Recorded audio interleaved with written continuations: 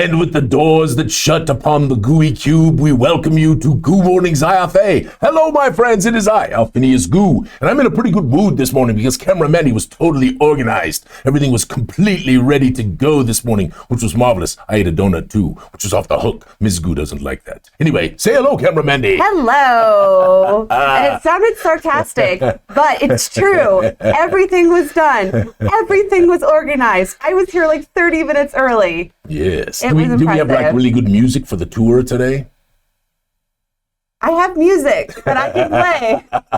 Hey, did you all like the Bleakwood scenescape that cameraman had up there beforehand? Yeah, there were a lot of comments on it. Yeah. Yes. So all of you who did the Kickstarter, you're going to get free access to these, and there's going to be a bunch of them. And she's made already, 20 or something? Cameraman? Yeah, so it's marvelous. And I'm going to be doing them for the first part of next week, too. So we're in really good shape for December. I'm really excited to show you guys what we've all been doing. And yes, yeah. And I'm going to be posting up some images from the inside of the Essenverd Cyclopedia Zyathé volume. So that's coming. Yes, hopefully that's going to final print here next few days. Yes. So we got a lot of stuff going on. We got to talk about a whole mess of things, right? But first of all, I really want to. We got this thing. So I and I get a lot of this stuff. So, but I wanted Alexander to know about this and. Alexander sent us this marvelous. I was going to do it in a second, but I'll do it now. Alexander sent us this, and it is really marvelous. And it's just wonderful. We really, all y'all who send us things and gives us words of encouragement and all of this stuff. It's hard.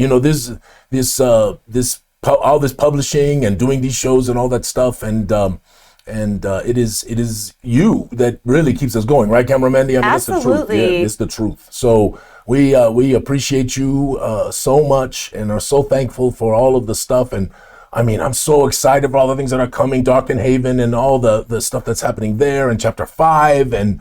Oh my gosh, it's just wonderful. And then of course, it sounds like a lot of gooey people are coming to Genghis Khan in February in Denver. So hopefully a lot of you will come there. But let me read this just real quick. This brought me to tears. Seriously.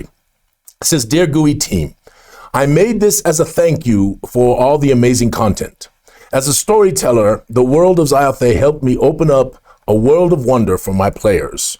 All the well wishes to you all, and I am excited for the upcoming new releases. Thank you again, Alexander Edwards." Thank you, my friend. You're marvelous, and you have no idea, what this means. All these things kind of go in this gooey shrine, which is slowly becoming my office. Yes, right, or something like that, right? So we will put that there right in front of the winged rat. So, which is just another of the marvelous things that we have around here. And of course, Christina, yes, right there, yes. We have and then of course Mark right here, and where's the damn hat thing? Oh, it's good. right behind you. No, the little hat. That's Marcus. The big hat is from Marcus. I'm talking about the bonnet one, wherever Harry's thing is. It's currently on my desk in my office because I personally like to look at it. And then there's a Michelle thing here, and this is not a hat, so if it touches my head, it's not breaking any kind of rules, right? Anyway, my friends, it is marvelous to see you this morning. We are thankful for you. It's Thanksgiving week. Hopefully you all are going to be able to spend a little time with some loved ones and eat some turkey and, gravy and stuffing and then a piece of pie. Yes, maybe 2 pieces of pie. That's what I like to do, is that second piece of pie, like about 3 hours later, right before bed, a little glass of milk. I like turkey sandwiches. With the little gravy. Cranberry and the hot stuff. Mm-hmm. Yeah. So speaking of Thanksgiving, though, before we forget, we are off next week for Goo Morning Zyathé. Yes. So next week we will not be doing a stream. We'll put up a little Thanksgiving message to everyone because I think a lot of people are, going to be around.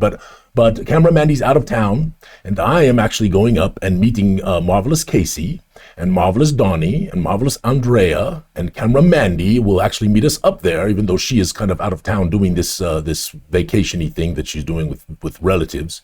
And my husband. Well, him. Anyway, hi, Adam.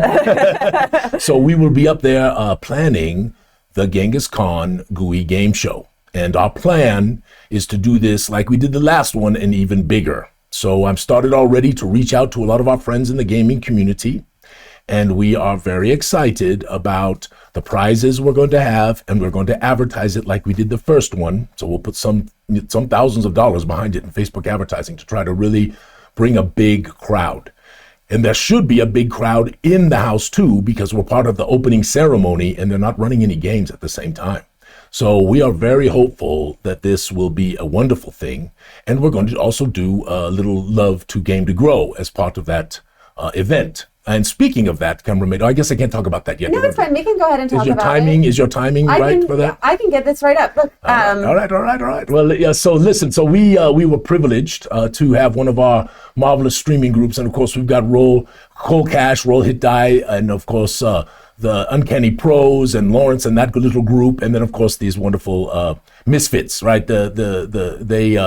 They have these wonderful streams that they put up, and they often run in the world of Zyathé, and they do our stuff, and they're very supportive of us, and we appreciate them, and we want to support them as well. But what happened is that they brought on a guest game master, because James is usually the game master. They brought on this guest game master, who is this crazy Corey, right, who plays this guy named Lokabut. Also, on that note, too, I pulled a second screenshot. Oh, a second screenshot. Well, anyway, Lokabut is kind of this Hanatas character. And if you had a chance to meet Lokabut, you will find, I'm sure you know that he is quite marvelous, yes. So anyway, Lokabut runs this marvelous game, and it's a charity event. And lo and behold, if they don't raise something like $1,800, $1,900, $2,000 from Game to Grow, mostly from all of our Gooey friends. And that is amazing. And we just appreciate that very, very much. And don't worry, Pam, I will get my $100 in. I have tried like 8 times to do this through Facebook, and it just will not work. So I'm going to have to go onto Game to Grow directly and put that donation in. But anyway, it was fantastic. It was a wonderful, wonderful thing. And you can still donate if you want to throw, $10 or $5 or whatever you want at Game to Grow and give them a little bit of love. And if you don't know about them, they're a great charity, really, really good, and right in the gamer thing, right, the thing that we do. So anyway, Mandy, anything else you want to add to that real quick? So I have posted the link in the chat if you guys want to go donate to Game to Grow. Listen, this charity is very important because it's all about helping people who have autism, kids who have autism, develop their skills through gaming. And it is a really wonderful charity. And I want to congratulate the Tabletop Misfits on having a great show on Wednesday. It was really a lot of fun. And so it's up on their Twitch if you guys want to go check it out. Lokabut did a great job. And I had pulled, Harry did a Lokabut figure. And I had pulled it, but I don't know where it went. Well, we'll have to show it week after next. Yeah, absolutely, because it's so cool. But it was awesome. And so thank you to the Tabletop Misfits for doing such an awesome charity. I cannot tell you something. It's just not amazing. People make these characters, right? These characters do the portraits, right? We bring them in. They become characters in the world. And then, Marvelous Harry goes out and makes them into miniatures. This is insane. And Harry, thank you. It is every time, smiles to my face. And everybody you do it for, they're blown away, right? So we just appreciate that too. So we'll show Lokabut next week, yes? Yes, absolutely. And so let's get into some of our other talking points. All right. Okay, so this is really cool. Is that Kevin there who did that? Yes, Kevin did this. So Kevin won these, right? And we have some more. We have a few of these left, correct, for the game show. I think we do. I'm almost positive. Elle would tell me that we do. We made 2 proof decks. Originally, the first of them all, of the deck of Perilous Fortuity, made 2 of them. Yours truly got 1 of them. I'm going to keep that for posterity. But the second one, we took all of the cards and we have been giving them out to folks so that they, as part of prizes for the various streams and things like that. Anyway, we have some of those left for the Genghis Khan Gooey game show that we're going to be doing. So we're going to have a wonderful group of prizes. But also our friend Kevin did that marvelous framing job, and they really look good. And it kind of made me jealous. I was thinking, well, I could have something like that on my wall. So anyway, all right. What's next, cameraman? Elle doing yes. Elle, sorry, I was just showing off the deck of Perilous Fortuity. This is on our TikTok. It's an awesome little video showing off the deck and the quality of the deck and the print quality and just. Yeah, it is really, I really think people are going to love it. And there's some marvelous games that have already been put up, and we are going to do more games. But we're also talking about doing a little contest for people to be able to give us games for the deck of Paris Fortuity, and then providing them with rewards and some kind of compensation for doing so, and having some kind of real prize for sort of the best of the games. So this is all coming. We're excited about it. Hope you're excited about it, and we will. I don't know. This deck is so beautiful. I can't even tell you. I can't wait. They're coming. They're in process. They're being printed. They're supposed to be here by about the 6th of December, so we can put them in all those packages that we're going to be sending out in that crazy, 10-day time frame or so, 12-day time frame, and trying to get everybody their stuff with this interim shipment. All right. What's next, Cameron? Next up, we have a post from Mark. Oh yeah, Mark put up his gooey dice. Showing off the gooey dice. Yeah, so we this is obviously in the Kickstarter we made these gooey dice, and they'll never be made again. This is our special Kickstarter edition. I think we made 2,500 sets. And they are really beautiful, and they got the Arch D4 with them, and they've got the Gooey Cube logo, of course, on them. And then in the 6-sider, because it's little Gooey Cube, right, we put a little skull. So it's a really wonderful set of dice. And Mark, thank you for that was Mark, yes, Mark Lamb. Mark Lamb, yeah. So Mark, thank you for the wonderful post, and put a smile on my face, and a few others as well, because this was a labor of love to make these. And John Fedderkins and Roll for Initiative, we are appreciative of your partnership and relationship with us, and that you were helping us to get these done, because I don't know if we could have done them without you. So thank you. I would definitely say we couldn't have done them without Roll for Initiative. Yes, absolutely. Okay, so this is a post that you wanted me to put up last week. Yes. No, please do not take offense if this is not intended to, in any way, shape, or form, to mean any kind of religion or anything like that. It is just funny because when you look at it, it kind of reads, "You are Goo, Goo is life." It's the whole concept of typography matters. Yes, typeface matters. Yes, but it is pretty funny. Yeah, and Zach put that up, and it definitely made me smile a little bit, because it was definitely, it's right in the Gooey channel, if you will. Oh my gosh, I love it. I think Manira Care, that's Michelle, right? That's Michelle. Yeah, yes. Michelle. Okay. She goes, that van is so legit. If it were only green. Yes. Speaking of green, okay, there were some cool posts that showed off, like some bio. Yes, this was Kevin put these up, yes? Yeah, Kevin, and then I have another one from Alex here. Oh, look at these. And I just love the idea that there's like plant life in the world of Zyathé that's very Gooey Cube themed, with like our gooey colors.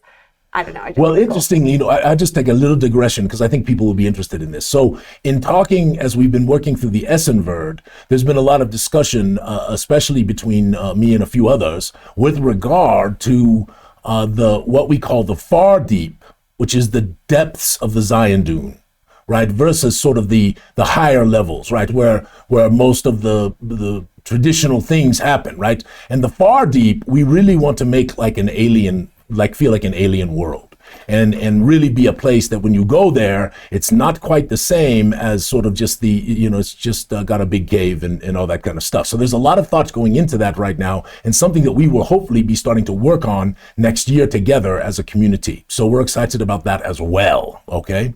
So what's next, cameraman D? Okay, so this is the last talking point for us. It's going to be really cool. Okay. It is a strangely gooey holiday. Yes. So we are very much appreciative of our artists who did this, and also of Marvelous Rob. So Rob's been around with us for a while, and Rob and I chatted, and I read him the poem that is at the beginning of this, and showed him some of the artworks, and sort of give this idea, right? And I said, would you be up for trying, because he's a humorous person, right? He's got a lot of humor to him. And the idea behind this was not that it would just be scary and intense, but also a little humorous as well. And he said he'd be up for it. And, this is Rob, by the way. Yeah, that's Rob. And so Rob, who has done some publishing in his past, said, yeah, I'd like to try this. And so Rob helped us to make a strangely gooey holiday, which is not thin. If you see that, by the way, there is a lot in here, and it is a tale, and I don't want to give too much of it away. I'm going to do an unboxing when we're done here, which we'll put up on the thing, but I don't want to put a lot of spoilers in here. But basically what's going on here is that during Winter's Dance, which is this time of winter celebration, when Avova is remembered in the world of Zyathé, they do a lot of decorating of their houses and drink ales and light fires and have lots of cheer and many plays and all kinds of stuff like that. And it's about a 15, 16-day celebration that continues at the end of the year. Well, anyway, sometime long ago, a unseelie fairy high archmage got in some kind of a disagreement with Alphinius and Ms. Goo. And this disagreement caused that archmage to curse the Winter's Dance ornaments that Ms. Goo puts up in the tower. And so your job as intrepid adventurers is to go into the basement and do the things that you need to do to retrieve said Winter's Dance ornaments. So that is the premise. And there's a lot going on in there, including, yes, there is a figgy pudding. Yes, there's one of those, and it's a wonderful little tale that I think you will love. And we are doing our best to get these out for folks who get them prior to Christmas, Hanukkah, and Kwanzaa, and all those others, right, that are there. And then we are also putting these in. These will be put in with all of the shipments that go out in that December 10th, 12th, 13th, right, in that time frame for all the packages. So that is a strangely gooey holiday. Rob, we love you. Thank you, and I hope everyone enjoys this. And yes, this was Joel. Was this Joel who put this up? Camera Medi? Yep. Joel. Yeah. So Joel is actually the first person in the world to own a strangely gooey holiday. So even more than you. You don't even have one. I have one at my house that is opened, but I can't really say I owned it yet. So I got to give Joel the credit, right? So awesome. So that was fun. Yes. I do think it is an incredible adventure. It's in keeping with all of the stuff that we do. It's, even though it's not in a box, it's got wonderful handouts, more than was supposed to have, like what we always do, right? We always overdo it, right? All these handouts and little special item cards and some portraits and Gooey Rewards cards, and it's a really wonderful tale. Okay, I'm just going to put this out there. We need to redo our website, and it needs to have tagline Gooey Cube. We always overdo it. We always overgoo it. Overgoo it. Ah, yes. I don't know. It could be taken too many ways. Okay. All right. Well, thank you all for this Yes. for this wonderful stuff you do in the Facebook and all of that stuff, and also on the Discord, folks. I know that the Discord's a little quiet, but we our goal is really to use the Discord for meetups and those kinds of things, and because it really is not conducive to being able to put up sort of things for people to comment on, because you know what happens with the threads. It's more of a social thing, and we are thinking about that a little bit, by the way. So we'll see what happens. This is actually a good transition into our next thing we got to talk about. Okay, are you going to put that up? Yes, I'm going to put this up right here. Okay, so I have a few things from Elle. First off. Oh, these are Elle's announcements. Yes. We have posted a new contest in the Discord. Yes, we have. Where you write a story hook for, is it a holiday adventure? So I do not know the exact, whether it's a holiday adventure. I think it's just a story hook. I don't believe it's a holiday adventure. I think it's just a story hook. Okay. And then folks can write that hook, and then we're going to have some judging, and then we're going to give away some prizes for people who do that. And as you all know, we are, part of our thing is to help people become better writers, become more creative, that kind of thing, to enhance that creativity and all that. And this is one of those things that we are doing. And so we are excited for that. So if you haven't checked it out, go to the Discord. You've still got a good amount of time. And it's a very short, right? This is not a long thing. Right? In all of our things, we try not to make it onerous on anyone, right? Yeah. And the prizes are actually, I think there's a deck of Perilous Fortuity going out as a prize, and there is a card from the original deck. So the framed deck that we saw earlier. Yes, there was Kevin right here. There, yes. So there's another one of these cards going out as a prize. So there's going to be some really cool stuff going out for. Yep. Okay, so next up. Who doesn't love prizes? Right? Okay, so speaking of prizes, if you are waiting for any prizes, except if you are international, that's a separate shipping thing that we have. But if you are in the United States and you are still waiting for prizes, please email bookofknowledge at gooeycube.com. Right. Because as far as we know, the prizes, unless there's a special circumstance, like we're waiting for something to come for your prize, they should all be out. Yes. So if anyone did not receive them, and we have our good records, so we can check, we can look all this stuff up and make sure that we take care of you and figure out if you don't even know what your prize was, we can figure that out. So we have all this stuff because there's some people out there that we aren't sure. We tried to reach out to some people to give them their prizes, and they never reached out back. So with like their address or shipping information. So we're gonna roll those prizes forward here pretty soon. So if you are one of those people, don't be shy, right? That reminds me. If you have moved since the Kickstarter started, please update your address with us. Please make sure you do that because we've got to ship to the correct address, or else a bunch of stuff will go to somebody that we don't even know. Yes. Perhaps they will love it. Maybe that's a good strategy. And then they'll become Gooey. Yeah, they'll become Gooey Cube fans. Okay. Lastly. So we had a wonderful adventure with the Great Gooey Adventure. That took only a year and a half to complete. Yes, this was an ill-conceived thought on my part. You know what? I think it was not ill-conceived. It was just more work than we had originally thought. It was play by mail, like for a long, but it was fun. I agree with you. Yeah. No, and Marvelous Smash Case and L and yours truly too, and a number of others, right? Really tried to make this special with wonderful maps, and yeah, it was good. Yeah, it was a lot of work, but I mean, I played in the adventure, and it was a lot of fun, and it was great to have like that team spirit. It did take a long time, but with that said, because it took so long, you deserve your prizes, and you can currently order based on how much loot you gained in the adventure, your prizes in the Discord, and those close on November 22nd. So that's coming up here in a couple days. Yes. And so do make sure that if you won a prize or that you got points from your loot, that you go through and claim what prizes. Yes. you have. Well, that was a lot of announcements. I know. Well, we had a lot of stuff going on. So and more coming, yes, as we continue into this holiday season and then into the first of the year and all that stuff. So anyway, what's next, Camera Mandy? Okay, so I'm debating if we have time for your reading because it's 10:24. Why do we not? Let's do the tour. Okay, let's do the tour because we've only got 2 chapters left of the Vanzentean Almanacs, right? And we're gonna string all those together anyway. So those of you who were hoping to hear the next chapter, I think the Corollary of Ruin or something like that is what it's called, Cameraman. Onerous, yes. So we are instead going to go forward. So this is the tour that we began when we were hanging out with Lawrence. But it only very barely began because of all the other things that were going on that day. And so we are revisiting it. And the reason I wanted to do the Bogshore Road is because I find it to be a very wonderful locality for adventure.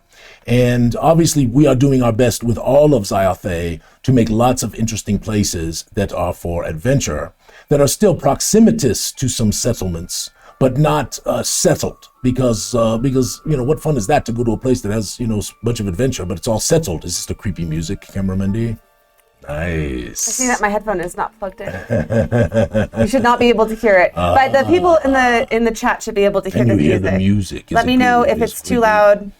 Is this Martin's music?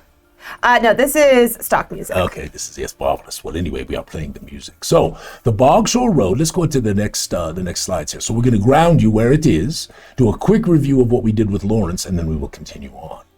So again, we are in Verdestia, and this is where we will be for a while. Hopefully very soon, we will begin moving to Sundestia, hopefully in that first quarter of next year. And Marvelous Anthony and Stefan and Nick and Chris and goodness, I can't remember who else. There's a number of folks who are, AJ and Devin, who are all kind of working on Sundestia a little bit. And we've kind of taken a hiatus because of the stuff we had to get out.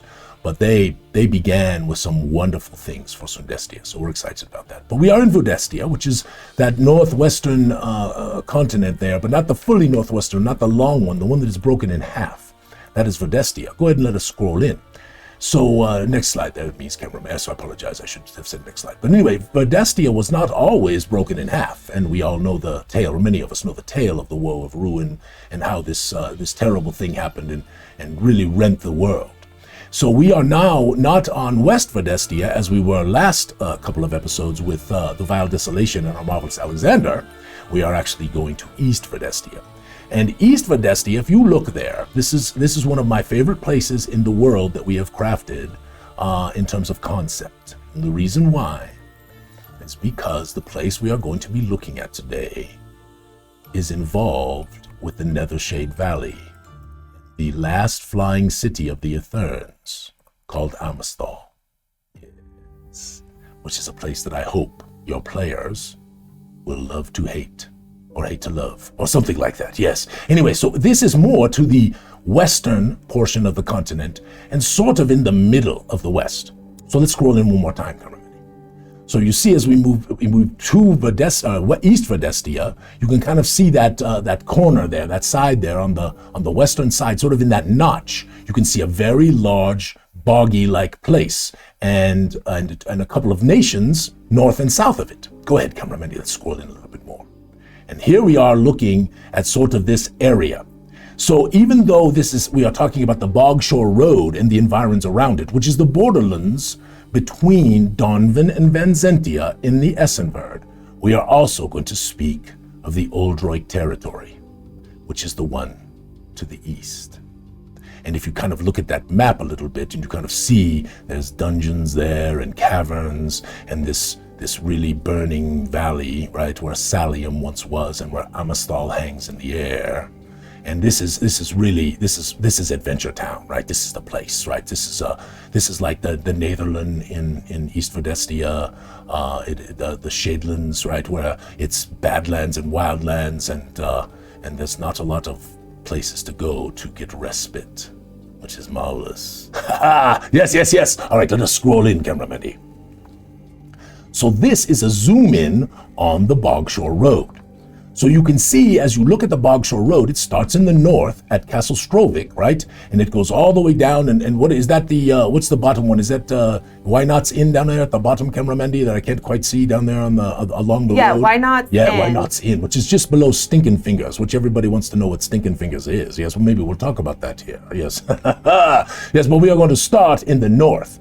So if you look at this, Castle Strovik really sort of demarks the true boundary or border, if you will, of Dawnvin. Even though, as you look at the map, the Silver Song River is truly the border between the two nations. But because this area that runs between the two nations, even though it is claimed by both of them, is not really very habitable. If it's not really habitable, anyway, people can't live there, okay? Does that make sense? So, yes. So the real border sort of begins down there at that Why Not's Inn area and sort of begins at Castle Strovik, because all of the rest of it is wildlands and interesting places. And we've had some marvelous people make some wonderful contributions to these areas in here. And then, of course, we've done a lot of our own as well. And then Corey, of course, helped us marvelously with Vanzentean. And we had Kendrick, and even Josh and Kaya and Jim helped a little bit, and AJ helped a little bit to really get Dawnvin together. Yours truly did a little bit there himself, and we're very excited about those two nations and about these borderlands between. So let us begin at Castle Strovik.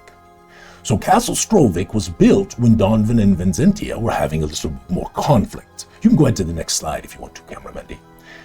This is the road, by the way. I'm sorry, I should have brought that up. It starts off pretty good, right? This road starts off pretty good, and people travel it, and you know they're you might think, well, this isn't bad, until you get a little further south, and then it starts getting a little creepy, which is why everybody travels this road, well armed, with their spells ready. Indeed. All right, let's continue to the next slide. Yes, I overhung the market. If you are lucky, as you continue on and the mist is not too thick, you can actually see all the way to the Spire Mountains, right? In certain areas where there are rises that take you up a little high, as you can see over the treetops. And the Spires are some of the highest mountains in the world, and there are lots of worms there. Worms? True dragons, cameraman.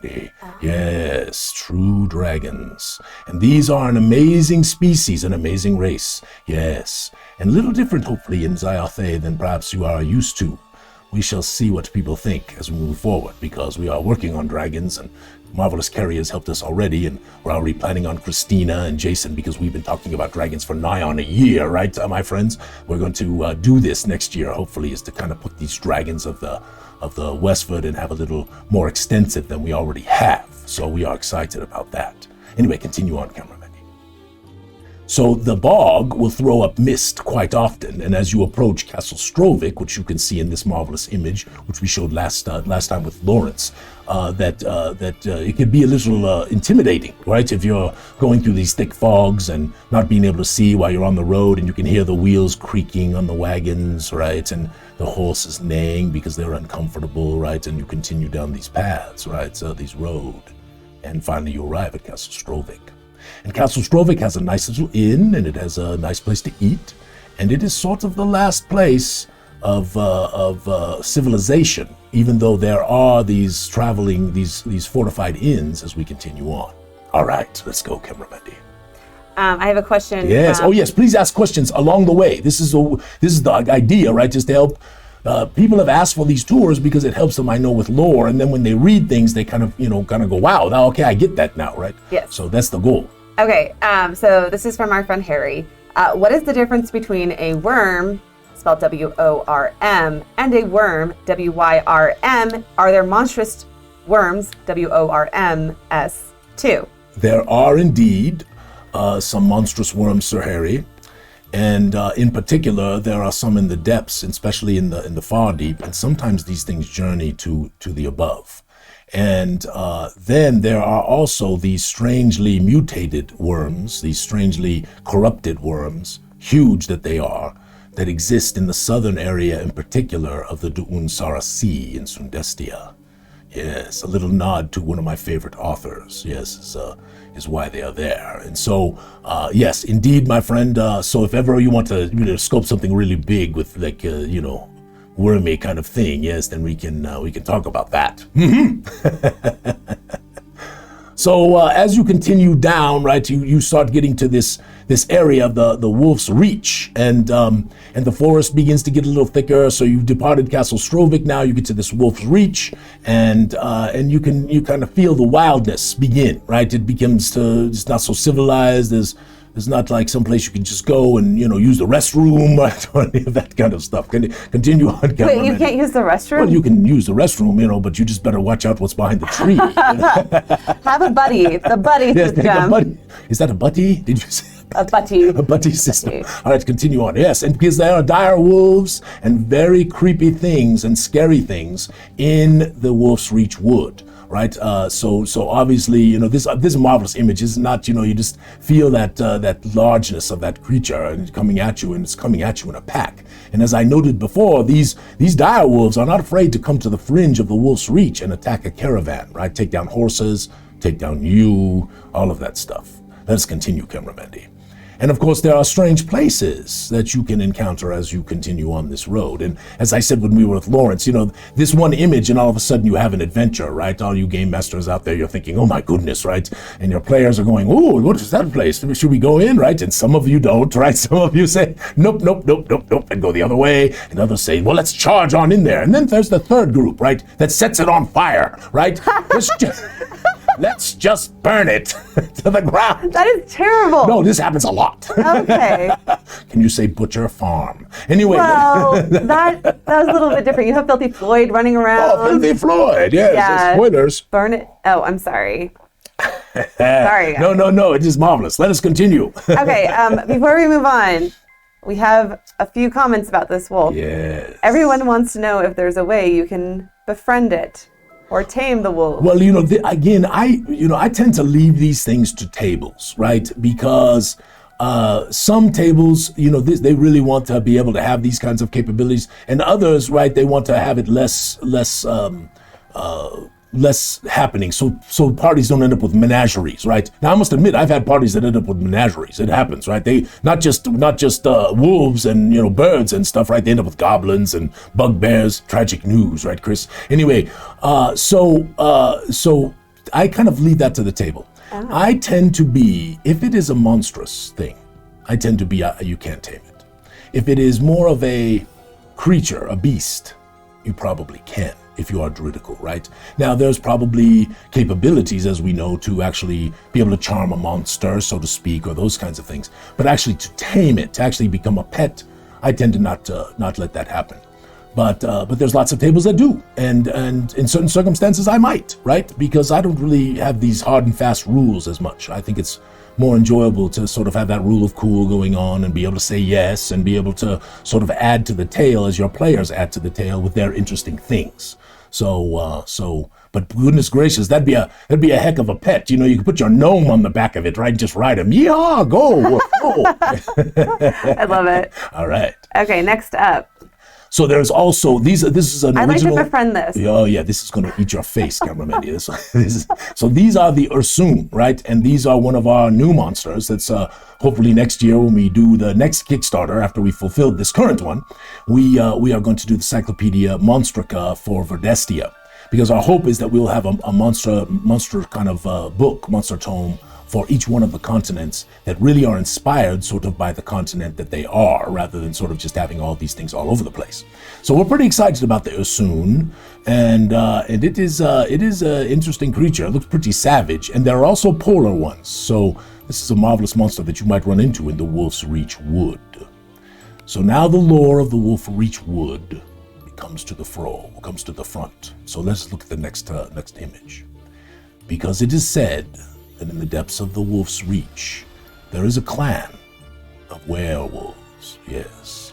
And in my world, just so we all understand, werewolves, these are savage creatures, right? You watch a little of that Van Helsing kind of thing, right? You get an idea, right, of this, this is not quite the Twilight thing, right? Hello, little kind werewolf, kissy on the vampire, yes. Yes, the vampire, kissy on the vampire. Do y'all remember this? Yes, cameraman, were you not loving Twilight? I was at Twilight. It is very true. There is no doubt about it. So I tend to play these things a little more savage and a little more scary, right? And honestly, I do lycanthropy. You get to be a lycanthrope as a player. It's kind of a problem for me, in my table. But some people love it, right? They want to become a were-rat and they switch into the were-rat form or werewolf or whatever it happens to be. So anyway, this clan of werewolves does attack caravans at times, and people have been taken. And this really adds fear to the northern part of the Bogshore Road. And so this clan, this is why the soldiers from Castle Strovik carry a lot of silvered weapons and magical weapons when they can afford them, because these creatures are not easily dissuaded. So this is a marvelous lore, but there is more lore, because there is said to be this librarian who exists in the center of the Wolf's Reach. And it is an interesting tale that I don't want to go too deep into, but some believe that the librarian is actually in cahoots with you, if you will, with the werewolves. Well, if they're werewolves, then that means that they're people part of the time, right? Correct. And so yes, we have to think yes. We have to think about the morality of it. Now, when they are in their were forms, are they conscious of what's around them and their human lives? So most of them, when they are actually in their were forms, are truly savage and bloodthirsty, at least in my world. But again, this is the table, right? This is the table that you want to have. In my mind, right? These were people do understand their condition and are not interested in having their condition restrained. Probably because they aren't that nice of people, and they are able to, go into society and sort of hide a little bit and then come back, right, and be in their secret places in the Wolf's Reach and address and deal with this sort of leader that they have called the librarian.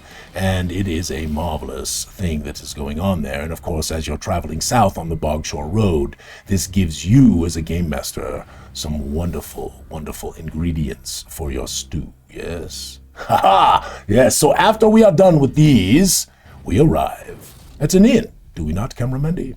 Yes, we do. And we're going to talk about that next, because actually we might not talk about the inn next, we might talk about the bog next, but then we'll talk about the inn. But anyway, as you continue south, right, once you've passed the Wolf's Reach, you begin to get to the northern regions of the bog. All right? And so this is Bleak Bottom, and go ahead, Cameramendi, let's look at the next slide. And now you can look on the map and you can kind of see Castle Strovik up there. And you go a little further south, and now you can see yourself hitting the bog. And there is actually an inn, a fortified inn there, about 25, 30 miles or so south of Castle Strovik, that puts up a lot of folks who are traveling on the road, because most people don't want to camp there. And then there's another one after that called the 10-Foot Tavern. And we'll talk about the 10-foot tavern in a little bit. But anyway, so now you've got the bogwood on the right-hand side, and you've got the glamour wood on the left-hand side, and both of these are marvelous. And we're going to talk about them both here as we go forward. But first, we should talk about the bog. Go ahead, cameraman. Yes, so you can feel, right, this as you go down the path, right? And I've shown this image once before, and I think, you know, it gives you just a wonderful feel that you're on this road, right? This road, and you're looking ahead at sort of your rogue, right, that might be up front sort of doing, you know, sort of a bit of scouting, and you're like, holy moly, that gal could go at any moment. so anyway, continue on. I just love the feeling that the fog is like consuming this rider. Yes, and they don't know what they're riding into. That's right, and then of course there are fey elements to this bog, and it is not necessarily all kind fey. And this is important also to understand that there are fey in these areas that are unaligned with courts, and some of them are pretty bloodthirsty and dangerous, and they of course have magics and glamours and capabilities. Others serve another master, who we will talk about soon. But you as you're traveling, right, you look out sort of to your right off the path or off the trail as you're going south, right off the road, and you see things in the bog, right? You see lights and you hear sounds, right? You can hear it, right? You hear the frogs, they're croaking, right? You hear that, right? You hear the night birds that call, right? As you are coming to the end of the day, you hear the strange sounds and the crickets and the bugs and all of that stuff, right? And the music is very epic right now. Oh, nice, wonderful. But I mean, so it's not like the silent, creepy feeling that we're probably getting from this. But that's okay. It doesn't bother. You know, it's good. Yeah. You know, but anyway, so you've got this wonderful sort of thing going on, right? And wonderful for your players. And of course, you can bring all manner of things out of the bog at them and throw all manner of hooks that might suck them into the bog if they were so inclined. Let us continue, cameraman. So it is a bleak landscape once you start understanding what the bog is, right? It's got more drier areas as well as very, very wetter areas. And understand that this bog was actually some of the lowlands of Verdestia when Verdestia was one continent. And the Silversong River, as we will learn in the Essenverd tome, the Silversong River is fed by what is called the Torrent of Thunder. And the Torrent of Thunder is high in the mountains of the Worm Rests, and it is believed that there are a lot of water elementals that have been captured and imprisoned by the Eternic civilization long ago to feed the heartlands where they grew all of these crops. But now there is a question at the Torrent of Thunder. Are the magics breaking down? But that is a tale for another time. Is that not marvelous when you ponder that? Anyway, the water comes down the Silversong in high volumes and comes and feeds this bog, and that is why it is so huge and expansive. And it was not a bog in the past, so there are ruins there, many of them, indeed. So let us continue, cameraman. There are also lizard folk, which I believe we are going to start calling the Kith. Yes, K-I apostrophe-I-T-H. So there are the Kith, which are this is part of the Algidian family in the world of Zyathé. There are others that are in the Algidian family, but the Kith are sort of the top, right? They are the most intelligent, they are the least savage, and really and a playable race, honestly, in the world of Zyathé, which for those of you who want to play something a little more not sort of human-inspired, sort of inspired by a reptilian, you can play one of these, yes? And so they are there, and they are not real nice to folks who come into the bog, and they have been known to attack caravans. So let us continue. How would you caravan through the bog? Well, it's not, you're on the fringe of it, right? Remember the I will show you in the map in a minute. But I mean, it doesn't really seem like there's place for a huge cart to be going No, through. I'll show you on the map. Okay. We'll look in a minute, so Okay, I'll show good. you. So there are also interesting creatures in the bog because there are corrupted magics everywhere in Zyathé, but this place is not nearly as corrupted as Blackrot, right, which is where the Red Star Rising campaign begins, because it doesn't have the same thing going on with Mu'uz Daran and the whole the corrupted magics that are rolling down those that river into the bog. So, but there are corrupted things and there are corrupted creatures, and I hope you like this. Everyone really loves this. Yeah, this is a wonderful image, and then and we got more coming. That again, this is part of the West Verdestia Cyclopedia and of Monstrica, and this is the thing that I really want to do next year, along with like 5 other things that I really want to do next year. So we'll see what happens, my friends. I mean, I feel like something like this really evokes that feeling of corrupted magic. Yes, indeed. So, yeah, that looks awesome. Yeah, indeed. And then, of course, there are strange areas in the bog, sort of pits. What was this person thinking? They just were going to go take a bath let's go get into the fetid pool. Yes. I mean, it really looks like it's like the skeleton just lounging in there, like, oh. Well, there are illusory magics in the bog. There are creatures that try to deceive you and bring you in. So there could have been anything that happened. But there are these pits in the bog that are quite scary, right? There are sucking mud and sort of acidic areas and things that give off noxious gases and all of this kind of stuff that are in there. And so again, what a marvelous place to send your party, right? To go retrieve something or get something or whatever, right? Better be something really valuable. Well, you are adventurers. You do all kinds of things for stupid reasons. Let us continue, Cameron. Oh my gosh. And of course, as I mentioned, there are unaffiliated Feyari type creatures. So these are, of course, Bogemen. And I've showed them once before, I think. And the Bogemen are actually creations of the Unseelie Feyari. And they are not sort of undead as you would think of them. And they are, I think, a wonderful, interesting part of the fairy lore, and something that hopefully, again, as we move forward with Cyclopedia Monstrica, you'll learn more about. But these doggone things are just like out there. They're not controlled anymore, and they're kind of bloodthirsty, nasty things, right? And so they come and, do bad things to people, right? So your adventurers get to go try to cut their heads off, or get their heads cut off, right? Whatever it happens to be. Or befriend them. Make them part of the posse. Oh, yes, we will befriend the Bogeman. Hello, Mr. Bogeman, would you like tea? Yes. Exactly. Okay, this is one of the favorite images I saw when I went through the slideshow. Yes, so this is a Pu'uk, and a Pu'uk is a Seelie Feyari, a member of the Seelie Feyari court. And this Pu'uk happened to come upon a pretty scary plant in the bog, and there are a number of these. And I don't really have the continuation of this image, but I think some of you can imagine what might be about to happen to this poor little guy. Hopefully, an adventurer is nearby. Oh, I thought he was about to take on the plant. I think he's about to get bit. I think that he might have a little bit of a chutzpah. We'll see. Punch it right in the face. I mean, just because you're small and green doesn't mean that you can't. Yeah, I think Yoda, Fight. right? Yeah, exactly. So he's got some kind of a stance, right? He's like a monk. He's like, oh, yeah. Yeah, exactly. He's ready to like everybody didn't see me what I just did, but like swat it with his hands are all positioned. He's going to take on this thing. Yeah, I like it. I think isn't it a wonderful image? I hope people are enjoying this. I think that, because the bog, if we do this right with this Bleak Bottom, it's going to have a very different feel than Blackrot. And again, this is the niceness of having this verisimilitude when people are traveling and going different places, right? So Pam has a different take. She thinks that he's worshiping the plant. Oh, hello, great plant. Yes, you are the king of plants. I shall bring you something to eat very soon, right? This is a little shop of horrors. Yes, exactly. There's a lot of mean green from outer space, and I'm bad.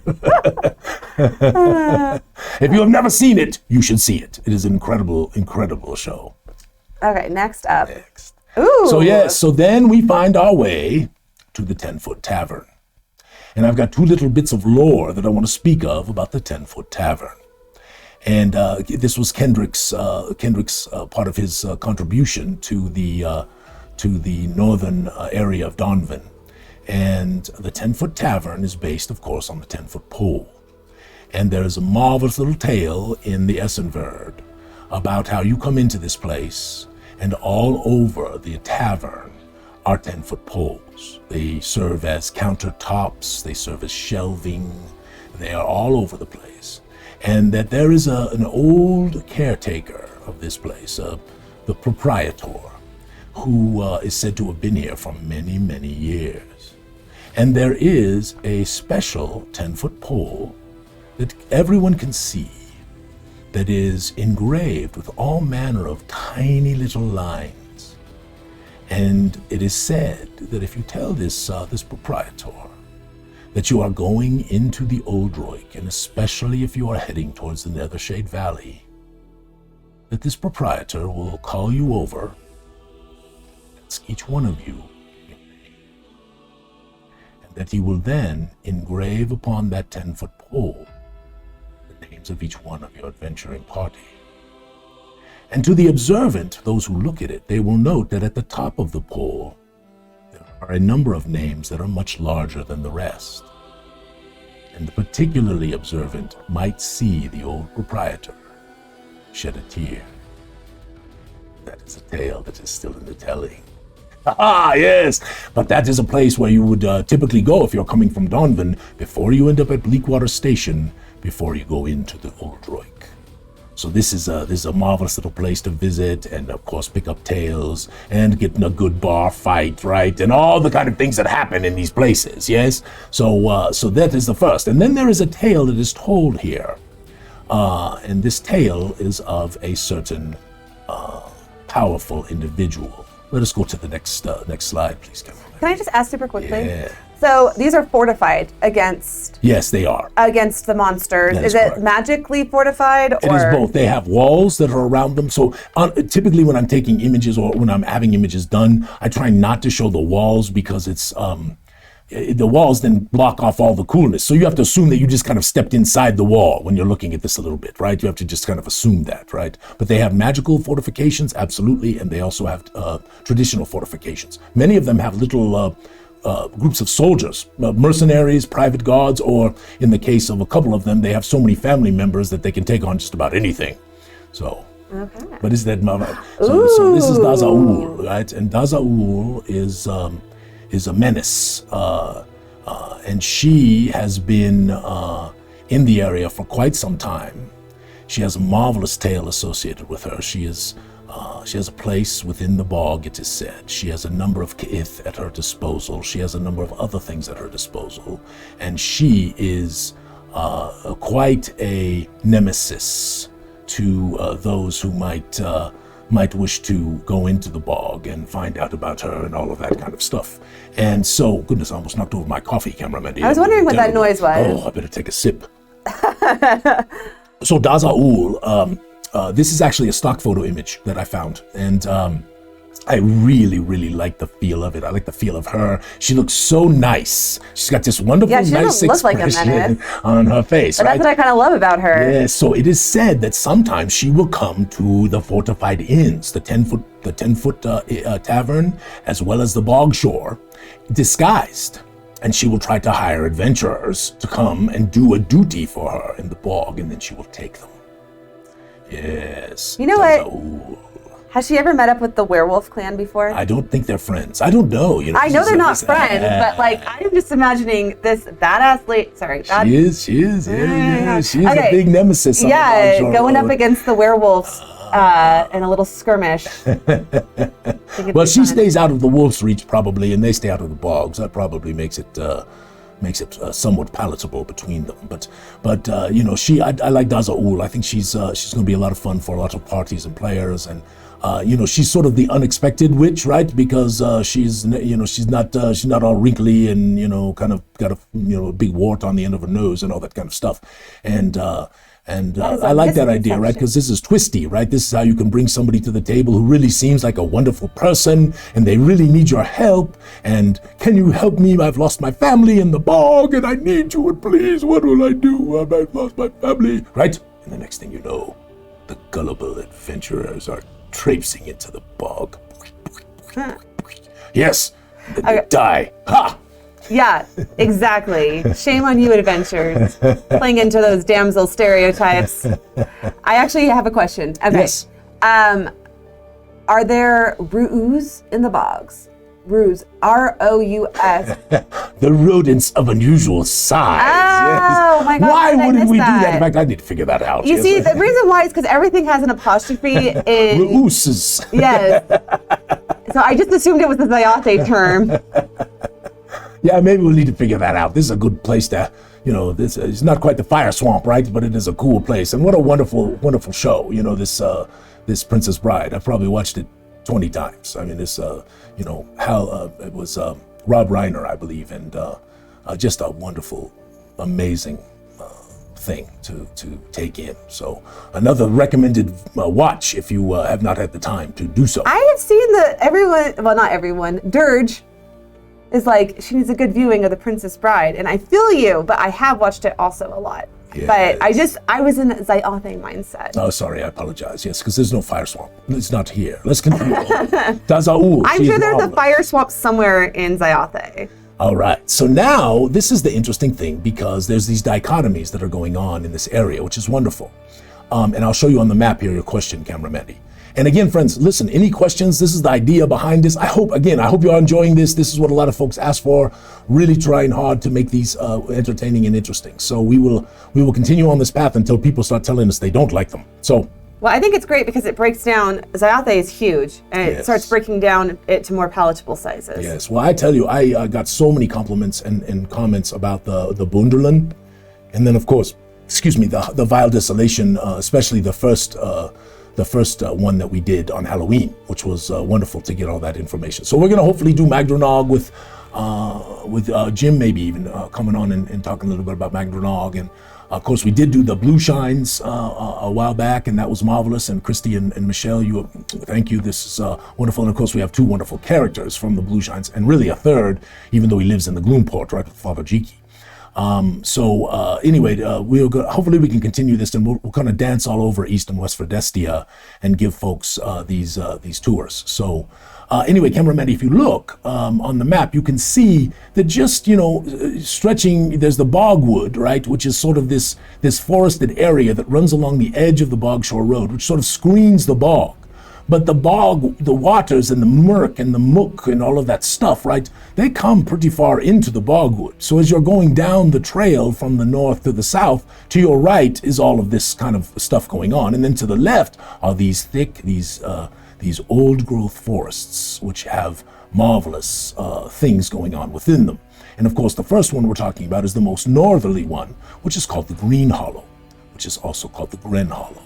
And it has some marvelous lore associated with it. So let us. How's our time? Oh, oh my God, it's already 11. Yes, this is what I was worried about. Oh right? My goodness. So we could kind of. This is a good place to stop, and then we can continue because I do believe this is a multi part tour, especially because we're going into the Old Roik.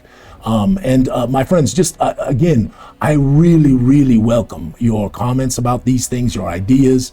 If we're going too slow or if we're not covering enough, if we want to, I don't want to go too deep because I know players watch this and I don't want to really give away really deep secrets, but I want to give away enough that everybody kind of goes, wow, that's cool. So I welcome your comments, your suggestions. Camera Mandy and I we're working really hard to make this thing good, and we want to make it great for you and worth your time to give us an hour or so of your time every Saturday, or at least as many Saturdays as you can. Yeah. And you all know that we record these, so they're on the YouTube channel as well about a week later.